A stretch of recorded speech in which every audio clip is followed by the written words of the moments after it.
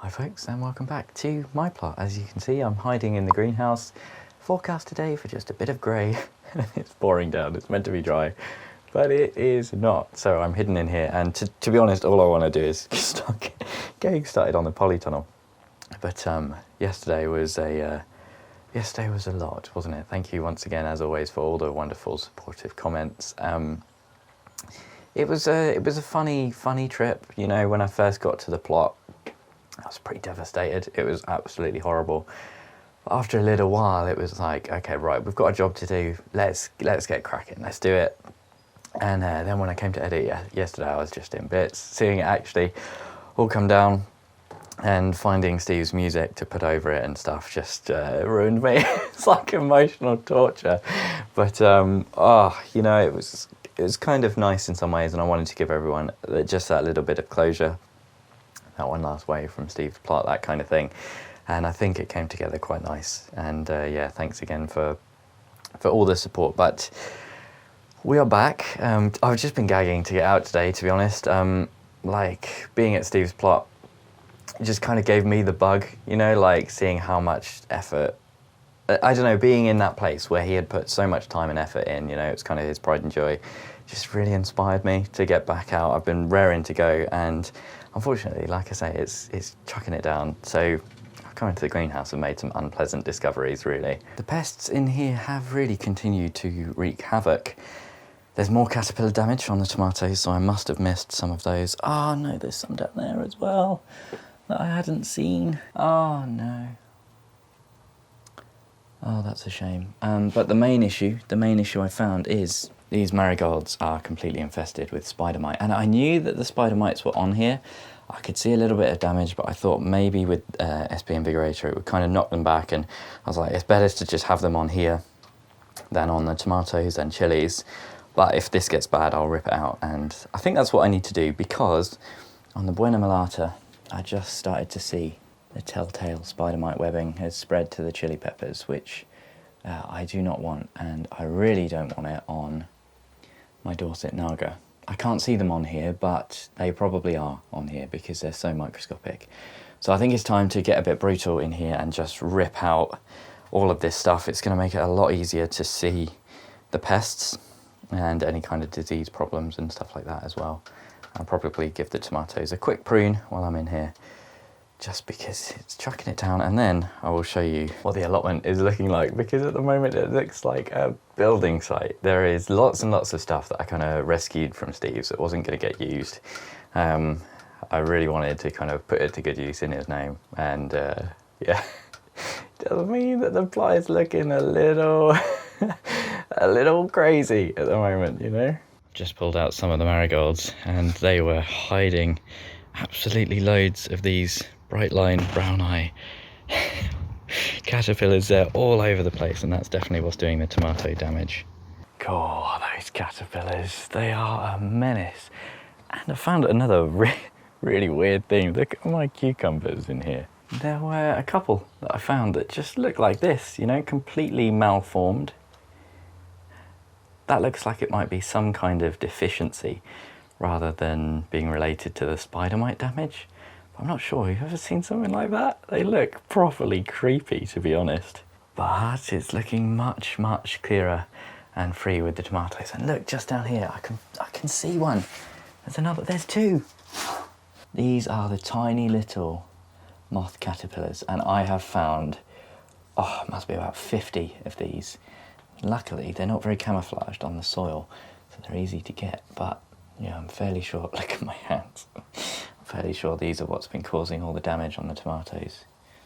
Just trying to get every last bit of vegetation on here as well, because of the spider mites might be on these. And look, there's another one. Tiny little things. You'll come in with me. Yes. You can see this has been a colossal tomato breeding. There's just far too many in there. It becomes really easy to miss a side shoot, and I've just taken off so much because this means there's less places for the spider mites to feed, there's less habitat for the creepy crawlies, the caterpillars, and that kind of thing. It's all going to become a lot easier to find and manage in here. And unfortunately, this chili pepper This was under the cucumbers, and this is now full of spider mites. So anything that gets completely infested, I'm just putting it outside where the spider mites will probably succumb, especially in this properly grey, dreary, wet weather. But just looking here, this looks transformed. And to be honest, the cucumbers, apart from the couple of wonky fruits, I think they're looking quite healthy. I'm sure there's still a few spider mites lingering in here, but it's all about kind of mitigating the damage as much as possible. I don't think I'm going to be able to get entirely rid of them, but it's looking nice and free in here. The chili pepper is going to get a lot more light. I think the main reason that's not been growing is because it probably only gets light for about half a day, maybe more like a third actually. And these quad grow tomatoes, still a bit of a mess, but there's one other thing I want to do in the other greenhouse, which is just looking phenomenal. You go away for 3 days. This goshu, this Korean pepper in the autopot is coming up to 5 foot tall. It's it's extreme, and what I want to do, because I've grown too many things and there's not enough room for me to really get in here. What I think I want to do is basically remove this dead melon. I think this was just a really poor choice for the autopot. I don't think they like getting their feet wet at all. So I'm going to pick one of the peppers that's in a 10-litre pot and just pop it in there, and it will mean I've just got a little bit more room to maneuver, because watering in here now, you know, I'm always running the risk of breaking off a branch with my butt as I move around. You know, I'm like, it's just dangerous. Oh, look at this. Look at that tiny little 7-pot Primo. 50 patrons, and I'm going to have to eat one of those. Please do not subscribe to my Patreon. So, just spent a little while looking around in here, and it is just absurd. This greenhouse is absurd. I do this every year. I just put too many plants in here, but this year it's next level. I've just been like trying to get in and out of here. I was just like, you got to breathe in. Because it's just so many plants everywhere you look. It's just ridiculous. And then, you know, to water, we've got to go down here. It's just like entering the jungle. You're just completely surrounded. And it is kind of cool. It's kind of wonderful, but it's not practical. Don't do this. Don't do this, folks. I say the same thing every year. And I think this is why I went crazy with the tomatoes. I thought I could kind of get away with that as well, because this is what I do every year. Just cram so many chili peppers in here. And generally speaking, they do quite well. It's not the best because they don't get, you know, optimum amounts of light. Oh, this is my 7-pot bubblegum. This actually might be the contender for the hottest chili. I'm not sure. But it's just absurd down here. It's wonderful though. I haven't spent much time with the chilies this year, and I should definitely do a full chili pepper tour soon. This one is the champion. Got loads of fruit on there. Some of them not fully into their fruiting stage yet, like just yet. Like that one, the Ahi Mango, it's just starting. And I think behind that there's a Piri Piri. The Burt, this one, just in front of me here. Massive, massive leaves, really tall plant. But no fruit on it just yet, but that's no bother. That's kind of what I want to see, is I want to see them just starting to flower around now in August. So they've got loads of time, August, September, to do all their flowering and their fruiting.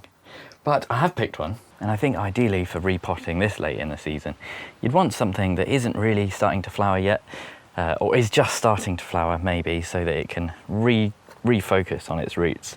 And this is the one I've picked because, as you can see, it's struggling a bit, and this is my chili chump Piri Piri, and this is the thirstiest plant in the greenhouse. It is crying out for a bigger pot. You can see its structure's gone all funky, where it's been leaning up against the greenhouse, and of all the ones that need repotting, I think it's this one. It is a bit late in its growth stage. It's got loads and loads of fruit coming, but it's just the 1st of August, so I think if I double the pot size, it might be okay, but it's such a thirsty plant. It's always wilting.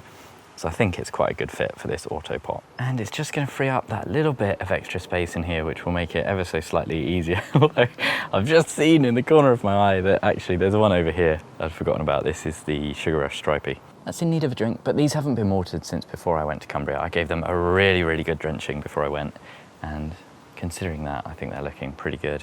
Now this is in, I had to plant it at a bit of a funny angle to try and correct for the curve in the stem, but I think this will be okay.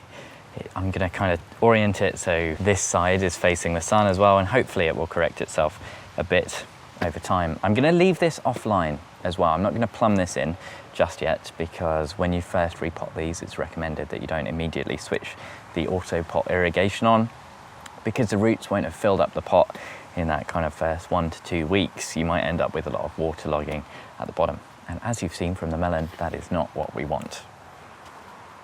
Right then, now we've got that greenhouse work out the way and it's stopped raining. It's still extremely grey and windy.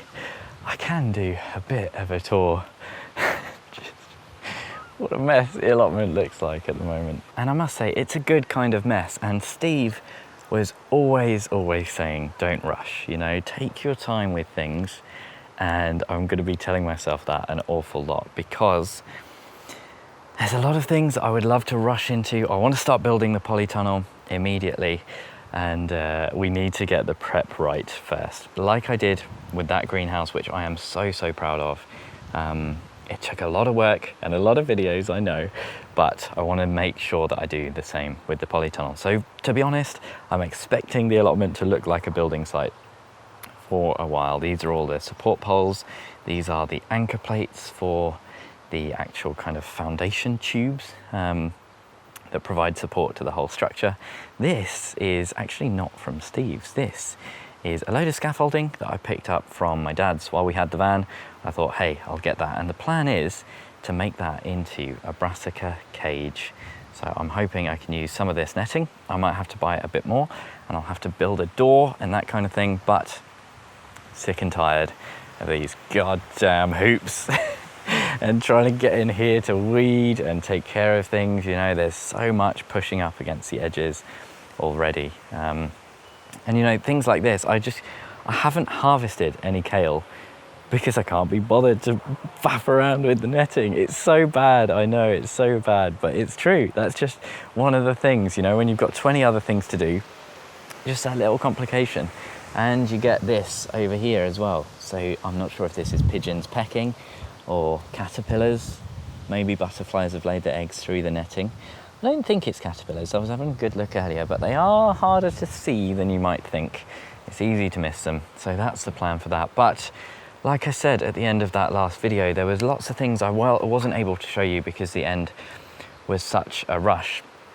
And one of the things that the eagle-eyed people might have noticed, I've got all this as well, all this scaffolding attachments from my dad's. I don't know what was going on with the last plot holder, but they just seem to have so much scaffolding equipment. But over here, this is kind of sad sight at the moment. This was Steve's sweet pea frame. And you can see we had to take it apart to dismantle it. Unfortunately, the top piece was really actually quite rotten. So we didn't take the top piece. I've got to replace that. But this thing was a good kind of 3 foot in the ground. Took me and Jess quite a long time, and we were rushing as fast as we could, but we did manage to get it. And that is heavy. This is in 2 parts, and it's really heavy. I'm kind of questioning whether to rebuild it as it was, you know, with the 4 uprights. Looked absolutely amazing. Or have 2 uprights kind of on either side of something and make it into an arch for sweet peas. I'm trying to think where it could kind of go. I mean, it could go along one of these edges maybe. If you've got any ideas, let me know. I was thinking it would be really nice to have kind of 2 uprights on one side, 2 uprights on the other, and make it into an archway entrance to the polytunnel on the second plot. But it might be a bit of a shading issue, I'm not sure. But I really want to kind of reinstitute this as a sweet pea arch or frame. It puts such a smile on my face, a slightly emotional smile, but you know what I mean. Over here, we have the polytunnel plastic. It is crazy. It is absolutely wild that it folds down to such a small little size. When it's all open, it was so unwieldy. It took me and Jess quite a long time to fold it up. But we've got the plastic there. My neighbour Mike has been dropping off loads of vinyl, which apparently acts as a really brilliant weed membrane. He gets it for free off building sites out the skip. He's used it all over his plot as a base for his greenhouse and says it's really good. So I might use some of that in the polytunnel. I will probably use it in the greenhouse when I rebuild it this winter. I keep saying it, it's gonna happen. Here we've got the doors, the polytunnel doors, and over here as well, the hot composter that Anne saved for me from Steve's. I've always kind of struggled with compost a little bit, and I just need to now decide where that is going to go, because it is an absolute beast and just a fantastic thing to have on the allotment. Really, really lucky to get that. Down here as well, I'm really excited because I spotted a few of these blue barrels. And do you remember Steve used these as a kind of crack key experiment in his polytunnel? So you fill them with water and nutrients, and you get a little kind of pond basket for the plants, and they just spread their roots out. And he had some really fantastic results. It was one of the things I loved about Steve, right? Steve wasn't a particularly young fella, right? He was that kind of age where people get traditional, they get set in their ways, and they can become quite dogmatic about it. And Steve was not like that. Steve was one of the most open-minded gardeners. He was always willing to kind of listen to what people had to say. He would have an opinion on it, but he would also give things a go. And I remember just seeing what he was doing with the crack key and how he was kind of just pleasantly surprised. And I just love that, you know, I really love that. There's definitely just something about people once they get to a certain age. No offense, I know I will be the same. It's the same for everyone. You become kind of set in your ways. And I just love how open-minded he was. I've just seen my chili pepper has fallen over. Brilliant. This Buena Melata that I've evicted. I'll get the 3-stake method on there and sort that out. There's a lot of kind of dead stuff. These peas I want to kind of harvest, the seeds. Although I'm not sure if there are actually many seed pods left on here. Why is that? Have they... Oh no, I think it's okay. I think they're just a little bit... You need to get your eye in and spot them. So I want to harvest those. The whole place is looking a little bit tired.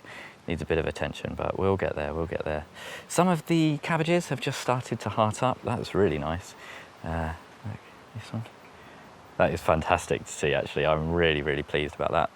But over here, there is more of the hot bin composter. You can see it's just been dumped. Like I say, I'm not 100% sure where I'm gonna put that. It might go on the new plot. Here are the piles and piles of timber. It's just kind of a bit disappointing to see, you know. It was like yesterday watching all of Steve's hard work come down. But it's all to a good end. It's all to a good end, isn't it? Oh, it's difficult. Here, the door frames, and you might have spotted just there one of Steve's little folding tables that I nabbed out of the polytunnel. And here is the framework itself. And you can see, like I say, got it all mostly intact, which is going to save us a lot of bother. Unfortunately, we realised we could have left it even more intact with the storm bars, which Jess took off, and some of the supporting bars in the corner, but it's not the end of the world. The original plan was for it to go here. So one corner there, and have it going that direction. But this is kind of, so that is roughly south facing. We do get mostly kind of south or westerly winds. So I'm not sure, I assume you want the long end to be facing the wind. Yeah, it's kind of coming in this direction. You know, so I think either way, if I go east-west or north-south, it's going to be kind of at a bit of an angle to the wind. So I guess you just want to avoid the front panel getting all that wind. But the issue with having it this way, the main thing that is making me think maybe not, is just because this is shared path, and it'll be right up against the shared path on both sides. It extends almost the entire width of the plot, which isn't the end of the world. I still might have it this way, but there are as well the apple trees, the cherry tree. I'm going to take that one down, but yeah, it's just a little bit of shading there.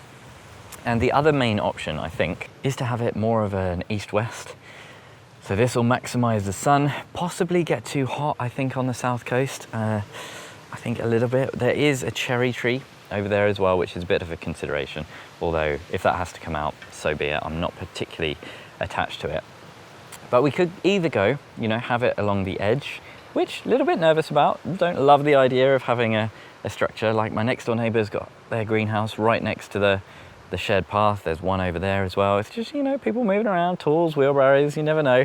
My parents' plot, they have their neighbour has a greenhouse right on the shared path, and I'm always really nervous walking past it. So I think I prefer the idea of bringing it central, and then that gives you the opportunity to have beds either side, some kind of arch, a bit more of a structure to it. It does mean you have to be a bit careful about what you would grow on this side so it doesn't shade out too much from the sun, although I'll probably keep that rhubarb patch.